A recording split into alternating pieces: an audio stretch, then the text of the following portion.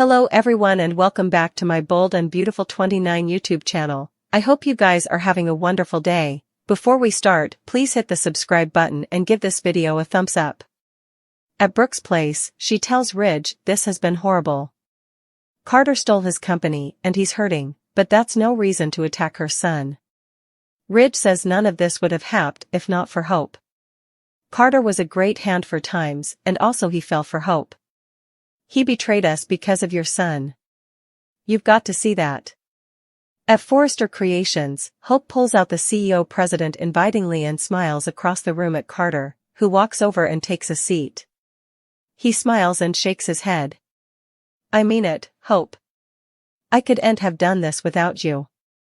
You're right, we're changing effects for the better. Together. He kisses her hand. Just also, Zend walks in. He asks if he's okay to enter. Carter says, of course.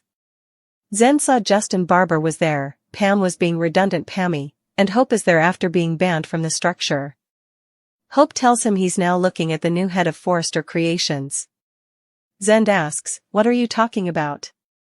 Carter says he's running effects now. Zend chuckles, sure. He knows Carter's treated like family, but there has to be a Forrester in charge.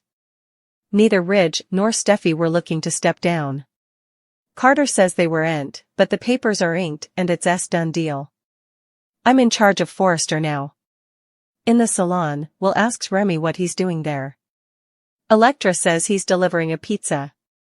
Will asks when she had time to order a pizza. She says she didn't. Remy adds, my treat. Electra gushes that it was sweet. Will thinks it's cool, but hopes he didn't waste his whole lunch hour. He finds it strange that Remy wound up just down the road from Electra in LA. Remy says it's a small world and mentions that Cleric's son is Hope Logan, who's Will's kinsman. Your maters. Are sisters or commodity?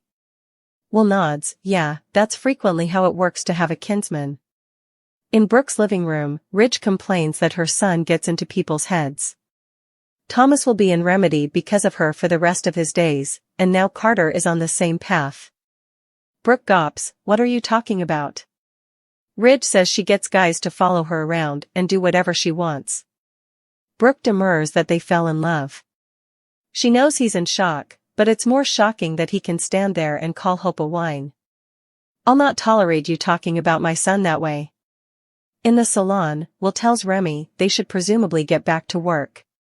Remy asks if it's a problem for him and Electra to see each other, they're old musketeers. Will just meant this is a place of business. There's no reason to loiter. I suppose it might be stylish if you get going. He's sure Il Giardino has plenitude of orders, don't keep em waiting, right? In the main office, Zend has been told what went down and exclaims, you stole Forrester? Hope insists they didn't wanted to come to this. She complains that Steffi fired her and cut her line. Zend says that was their call to make. Carter says that's not how you run a company. He'd to do this for the sake of the family heritage. His first order of business is to reinstate Hope's line. Hope would love for Zend to stay on as her lead developer. At Brooke's place, she says Hope made a mistake supporting Carter's treason, but she's not, nor has she ever been, what he called her. Ridge spoke in wrathfulness, but he doesn't trust her. He sees what she does. She wants her job back, she wants her line back. Brooke says the only reason she lost them is because Steffi indicted her of coming on to Finn. He should at least admit that Steffi was wrong to fire her. Ridge says the alternate time Hope apparently came on to Finn was a mistake, she shouldn't have been fired for that, but what she did now. Being part of this preemption? Unforgivable. In the salon, Remy tells Will he's not trying to loiter, he's just catching up with an old friend. Electra tells him there's time for that outside of work. She has an occasion there and can't slip on the job. Remy frowns, okay. Electra loves her new life and doesn't want to mess it up. She reminds him why she's there. Remy asks, you're saying I can't come and see you? He gets it. She works at a big fashion house now, and he's just a pizza delivery Joe. He walks out, breaking to shoot a snarly look back at them.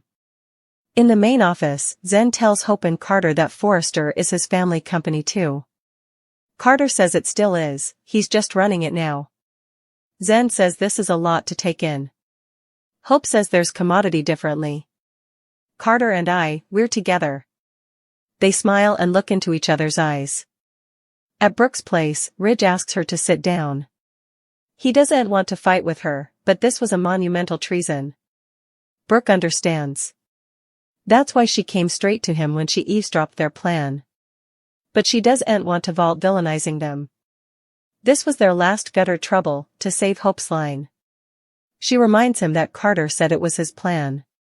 Ridge asks, does she not suppose Hope rumored that his luxury brand idea was the topmost idea ever? Brooke asks if they indeed considered his idea. Ridge says no, and in time Carter would have understood that, but not with Hope in his observance, telling him to steal their company. In the salon, Will tells Elektra it's a little strange for Remy to bring a pizza. She says it's not if you know him. She wants him to get to know him. Will thinks there's commodity strange about that Joe. I'm not so sure I trust him.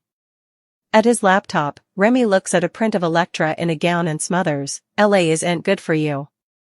In the main office, Zend asks, you and Carter? Since when? Hope explains that when Steffi allowed. She was trying to betray Finn, she was wearing lingerie for Carter. Zend asks, why didn't you tell her?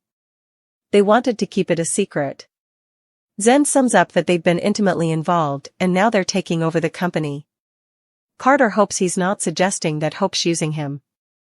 He'd no choice but to step in because he saw the company going in a direction that might destroy it.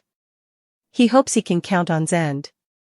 Zend says Ridge must be irate. Hope says he is, and he's condemning it all on her. At Brooke's place, she complains that her hard-working son had given her life to the company.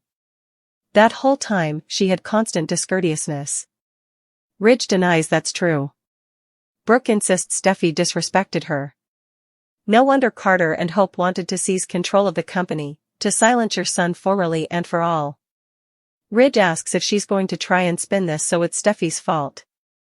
Hope was going after Finn, before that she went after my son and got him so maddened he'd to leave the country.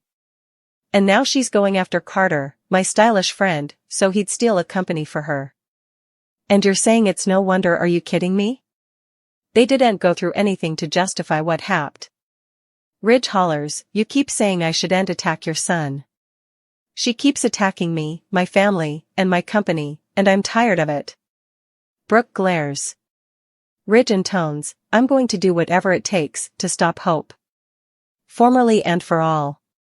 Brooke looks outraged and scandalized.